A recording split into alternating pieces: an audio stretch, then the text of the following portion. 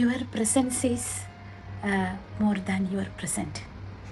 ഞാൻ കഴിഞ്ഞ വീഡിയോയിൽ പറഞ്ഞു നിർത്തിയെടുത്തും തുടങ്ങുകയാണ്. ഇനി ഞാൻ സംസാരിക്കാനിരിക്കുന്ന വളരെ ഗൗരവമായ ഒരു കാര്യത്തിനെ കുറിച്ചിട്ടാണ്, അതായത് പേരൻറ്റിങ്ങിനെ കുറിച്ചിട്ട്. Your presence is more than your present. എന്താണ് അതുകൊണ്ട് ഉദ്ദേശിക്കുന്നത്? നിങ്ങളുടെ സാന്നിധ്യമാണ് അവന് നിങ്ങൾ കൊടുക്കുന്ന ഏതൊരു സമ്മാനത്തിനേക്കാളും വലുത്, അല്ലേ? നമ്മുടെ കുഞ്ഞുങ്ങളെ അല്ലെങ്കിൽ ആ കുഞ്ഞുങ്ങളുമായിട്ടുള്ള റിലേഷൻഷിപ്പിനെ നമുക്കൊരു ബാങ്ക് അക്കൗണ്ടുമായിട്ടൊന്ന് താരതമ്യപ്പെടുത്താം, അല്ലേ? എന്താണ് ഒരു ബാങ്ക് അക്കൗണ്ട്? ആ അക്കൗണ്ടിൽ നമ്മൾ ഒരു പൈസ നിക്ഷേപിക്കുന്നു, അല്ലേ? പിന്നീട് പലപ്പോഴും നമ്മളത് വിഡ്രോ ചെയ്യുന്നു. അതുപോലെ തന്നെ കുഞ്ഞുങ്ങളുമായിട്ടുള്ള ആ റിലേഷൻഷിപ്പ് അല്ലെങ്കിൽ പേരൻറ്റിങ് എന്ന് പറയുന്നത് ഒരു ഇമോഷണൽ അക്കൗണ്ടാണ്. ആ അക്കൗണ്ടിനകത്ത് ഞാൻ പല കാര്യങ്ങളും ഞാൻ ഡിപ്പോസിറ്റ് ചെയ്യുന്നു, അതുപോലെ തന്നെ പല കാര്യങ്ങളും വിഡ്രോ ചെയ്യുകയും ചെയ്യുന്നു, അല്ലേ? അപ്പോൾ ഈ ഒരു ഇപ്പം നമ്മളെല്ലാവരും നമ്മുടെ കുട്ടികളെ എങ്ങനെ വളർത്തണം, അല്ലെങ്കിൽ ഏതൊക്കെ രീതിയിലാണ് കുട്ടികളെ പരിപാലിക്കേണ്ടതെന്നൊക്കെ അറിയാവുന്ന ആൾക്കാരാണ്. പക്ഷേ എന്നാലും കുറച്ച് കാര്യങ്ങൾ നമ്മൾ അറിഞ്ഞിരുന്നു കഴിഞ്ഞാൽ നമുക്കത് ആ ഒരു കാര്യം കുറച്ചുകൂടെ നല്ല രീതിയിൽ നമുക്കതിനെ കൊണ്ടുപോകാനായിട്ട് സാധിക്കും. അപ്പം നമ്മൾ മനസ്സിലാക്കേണ്ടത് ഹ്യൂമൻസ് ആർ യുണീക്ക്, അല്ലേ? മനുഷ്യരെല്ലാവരും യുണീക്കാണ്. അതുപോലെ തന്നെ ഒരമ്മയ്ക്ക് 4 മക്കളുണ്ടെങ്കിലും ആ 4 മക്കളും വിഭിന്നരായിരിക്കും. ഈവൻ ട്വിൻസ് ഉണ്ടെങ്കിൽ പോലും, ഈവൻ ഐഡൻറ്റിക്കൽ ട്വിൻസ് ആണെങ്കിൽ പോലും അവർക്ക് രണ്ടുപേരുടെയും അവരുടെ ഫിംഗർ ടിപ്സ് ഡിഫറെൻ്റ് ആയിരിക്കും. അവരുടെ അവരുടെ കണ്ണുകൾ, അതിനകത്തുള്ള കൃഷ്ണമണി ഡിഫറെൻ്റ് ആയിരിക്കും. അങ്ങനെ ഒരുപാട് നമ്മൾ അങ്ങനെയൊക്കെയുള്ള പല കാര്യങ്ങളും നമ്മൾ കേട്ടിട്ടുണ്ട്, അല്ലേ? അപ്പോൾ ഒരു കൊച്ചു കുഞ്ഞായിരിക്കുന്ന ആ ഒരു കുട്ടി വളർന്ന് വലുതായി ഒരു പൗരനായി ഈ സമൂഹത്തിന് ഉതകുന്ന രീതിയിലുള്ള ഒരു വ്യക്തിയായി മാറപ്പെടുന്നതിന് മുന്നേ അവനെ ആ ഒരു തലത്തിലേക്ക് കൊണ്ടുവരിക എന്നുള്ളതാണ് മാതാപിതാക്കന്മാരുടെ ധർമ്മം, അല്ലേ? അവിടെ ഞാൻ എത്രമാത്രം ക്വാളിറ്റി ടൈം എൻ്റെ കുഞ്ഞിൻ്റെ കൂടെ സ്പെൻഡ് ചെയ്യുന്നു എന്നുള്ളത് വളരെ വളരെ ഇമ്പോർട്ടൻ്റ് ആയിട്ടുള്ള കാര്യമാണ്. എൻ്റെ സ്നേഹം എന്ന് പറയുമ്പോൾ ഞാൻ ഫിസിക്കലി ഞാൻ കൊടുക്കുന്ന എൻ്റെ ടച്ചുകൾ, അതുപോലെ തന്നെ എൻ്റെ സംസാരം, എൻ്റെ തലോടൽ, ഞാൻ കൊടുക്കുന്ന ആഹാരം, ഞാൻ എത്ര ക്വാളിറ്റി ടൈം ഞാൻ അവൻ്റെ കൂടെ ചിലവഴിക്കുന്നു എന്നുള്ളത്. പൊതുവേ നമ്മളിപ്പം കണ്ടുവരുന്ന ഒരു കാര്യം, പ്രത്യേകിച്ചും ചെറുപ്പക്കാരായ മാതാപിതാക്കളൊക്കെ നമ്മൾ കണ്ടുവരുന്ന കാര്യം, കുഞ്ഞു കൂടുതൽ സമയവും സ്ക്രീൻ ടൈമിലാണ്, അല്ലേ? അവനൊരു മൊബൈൽ കാണുമോ, അല്ലെങ്കിൽ ഒരു ഐപാഡ് കാണുമോ, അല്ലെങ്കിൽ ഫോൺ, കമ്പ്യൂട്ടറിലോ ടി വിയിലോ ഒക്കെ ആയിരിക്കും അവൻ്റെ സമയം കൂടുതൽ ചിലവഴിക്കും. അപ്പം നമ്മൾ വിചാരിക്കുന്നത് എന്താണ്? അവൻ ഓൾറെഡി അവൻ്റെ കളിപ്പാട്ടങ്ങളുമായിട്ട് അവൻ ചിലവഴിക്കുന്നുണ്ടല്ലോ, അവൻ വെറുതെ ഇരിക്കുകയല്ലല്ലോ എന്നുള്ളൊരു ചിന്താഗതിയിലാണ് നമ്മളെപ്പോഴും കാണുന്നത്. പക്ഷേ അതാണോ അവന് ശരിക്കും വേണ്ടത്? അവന് വേണ്ട രീതിയിലുള്ള ഒരു ഫീഡാണോ നമ്മൾ കൊടുത്തുകൊണ്ടിരിക്കുന്നത്? അവൻ എപ്പോഴും വേണ്ടത് അവൻ്റെ മാതാപിതാക്കളുടെ സാമീപ്യമാണ്.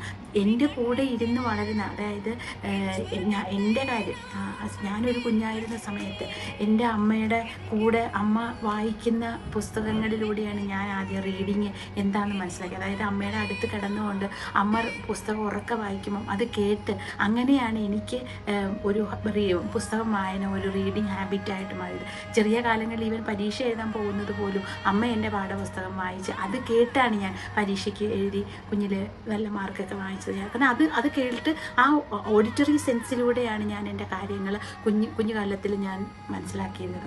അപ്പോൾ ഓരോ കുഞ്ഞിനും, അതുപോലെ തന്നെ കുഞ്ഞുങ്ങൾക്ക് ഒരു കുഞ്ഞും 100% അല്ലെങ്കിൽ എന്തെങ്കിലുമൊക്കെ ഡിഫക്റ്റുകൾ എവിടെയെങ്കിലുമൊക്കെ അവരുടെ ജീവിതത്തിൽ കാണും. അത് ഐഡൻറ്റിഫൈ ചെയ്യണമെങ്കിൽ നമ്മൾ എത്രമാത്രം കൂടുതൽ ടൈം നമ്മുടെ കുഞ്ഞിൻ്റെ കൂടെ സ്പെൻഡ് ചെയ്തിരിക്കുന്നു എന്ന് മനസ്സിലാക്കാൻ പറ്റും. അതുപോലെ തന്നെ നമ്മുടെ കുഞ്ഞുങ്ങൾ നമ്മുടെ അടുക്കിലേക്ക് എന്തെങ്കിലും ഒരു പ്രശ്നവുമായിട്ട് വരുമ്പോൾ അതൊന്നും സാരമില്ല, അതൊന്നും കുഴപ്പമില്ല, ദയവേത് നിങ്ങൾ അങ്ങനെ പറയരുത് ഒരിക്കലും. കാരണം അവനത് കുഴപ്പമുണ്ട്, ആ ഒരു പ്രശ്നം അവനെ ഹേർട്ട് ചെയ്യുന്നുണ്ട്. അപ്പോൾ അതെന്താണ് നമ്മൾ അഡ്രസ്സ് ചെയ്യേണ്ടത്? തീർച്ചയായിട്ടും അത്യാവശ്യമായ ഒരു കാര്യമാണ്. അതിനെ ഒരിക്കലും അങ്ങനെ കുഞ്ഞല്ലേ അതുകൊണ്ട് അവൻ്റെ കാര്യത്തിൽ കാര്യമില്ല എന്ന് ഒരിക്കലും നമ്മൾ ചിന്തിക്കരുത്. അവൻ്റെ പ്രായത്തിൽ അവനത് വളരെ ഗൗരവമായിട്ടുള്ള ഒരു കാര്യമാണ്. അതിന് നമ്മൾ അഡ്രസ്സ് ചെയ്യുക തന്നെ വേണം. അതുപോലെ തന്നെ അവൻ്റെ ഓരോ വളർച്ചയിലും അവൻ്റെ മാതാപിതാക്കൾ, അതിൽ തന്നെ അമ്മ എന്നുള്ളൊരു റോൾ, അല്ലേ? അമ്മയ്ക്ക് ഏതൊരു കുഞ്ഞിനെയും അവൾക്ക് ദൈവം കൊടുത്തിരിക്കുന്ന ചില കാര്യങ്ങളിലൂടെ അവൾക്ക് വളരെ കൂടുതൽ അവൾക്ക് സ്നേഹം കൊടുക്കാനായിട്ട് സാധിക്കും. അപ്പോൾ ആ സ്നേഹം കൊടുക്കാൻ സാധിക്കുമ്പോൾ അവനെ കൂടുതൽ അല്ലെങ്കിൽ അവളെ കൂടുതൽ അവളുടെ ജീവിതത്തിനെ ഒരു എന്താ പറയുക പരുവപ്പെടുത്തി എടുക്കുന്നതിൽ അമ്മമാരുടെ ഉത്തരവാദിത്തം വളരെ വലുതാണ്. ആ ഉത്തരവാദിത്തത്തിൽ നിന്ന് നമുക്ക് ഒരിക്കലും ഓടിപ്പോകാനായിട്ട് സാധിക്കില്ല.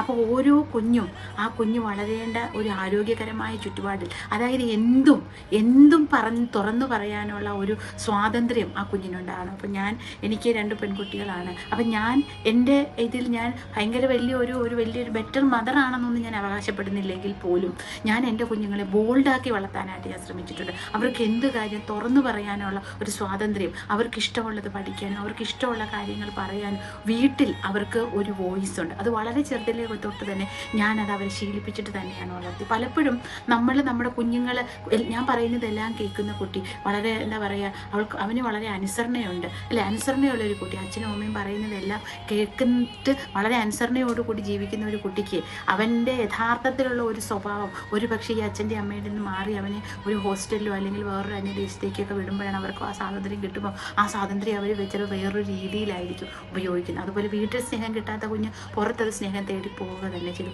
അതുപോലെ തന്നെ നമ്മുടെ ഇതിൽ പലപ്പോഴും പേരൻറ്റിങ്ങിൽ നമ്മൾ കാണപ്പെടുന്ന മറ്റൊരു ബുദ്ധിമുട്ട് എന്താണെന്ന് വെച്ച് കഴിഞ്ഞാൽ, ചെറുപ്രായത്തിലെ കല്യാണം കഴിക്കുന്ന അമ്മമാർ അവരുടെ ബാല്യം കഴിയുന്നതിന് മുന്നേ അവർ അമ്മയോ അച്ഛനുമായി മാറുകയാണ് അല്ലേ. 18 വയസ്സിലും 19 വയസ്സിലൊക്കെ കല്യാണം കഴിക്കുന്ന ഒരു പെൺകുട്ടി എന്ന് പറഞ്ഞാൽ അവൾ അപ്പോഴും അവളുടെ ആ ഒരു കുട്ടിത്തത്തിലാണ് നിൽക്കുന്നത്. അപ്പം അവൾക്കറിയില്ല ആ കുഞ്ഞിനെ എങ്ങനെയാണ് നോക്കേണ്ടത്. ഉറക്കം ഉളച്ചിരിക്കേണ്ട ദിവസങ്ങളിൽ കൊച്ചു കുഞ്ഞായിരിക്കും, ഉറക്കം ഉളച്ചിരിക്കണം, അതിന് 2-3 പ്രാവശ്യം ഫീഡ് ചെയ്യണം രാത്രിയിൽ.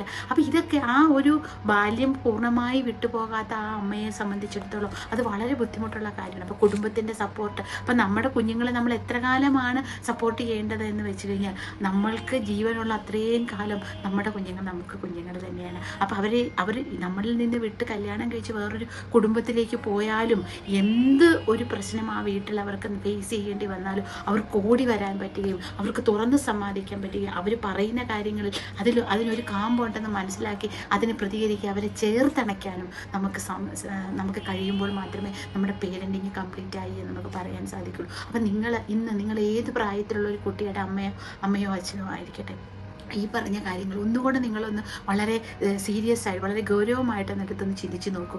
എവിടെയൊക്കെയോ നമ്മൾ ചില തിരുത്തലുകൾ വരുത്തേണ്ട ആവശ്യമില്ലേ? നമ്മുടെ കുഞ്ഞിനോട് നമ്മളെപ്പോൾ എവിടെയൊക്കെയോ നമ്മൾ എന്തൊക്കെയോ തെറ്റ് ചെയ്തതായിട്ട് നമുക്ക് തോന്നുന്നില്ലേ? ഇനിയും നമ്മുടെ മുന്നിൽ സമയമുണ്ട്, തിരുത്താൻ സമയമുണ്ട്. അവൻ കൂടുതൽ വഴുതി പോകുന്നതിന് മുന്നേ അവനെ ഒന്ന് ചേർത്തണച്ചാൽ, ഒന്ന് ഹഗ് ചെയ്യാൻ അമ്മ നിൻ്റെ കൂടെയുണ്ട്, അച്ഛൻ നിൻ്റെ കൂടെയുണ്ടെന്ന് ഒരു ഓർമ്മപ്പെടുത്തി കൊടുക്കേണ്ട സമയം വിദൂരമല്ല എന്ന് പറഞ്ഞുകൊണ്ട് ഇന്നത്തെ വീഡിയോ നമുക്ക് നാളെ മറ്റൊരു വീഡിയോ കാണാം. Thank you.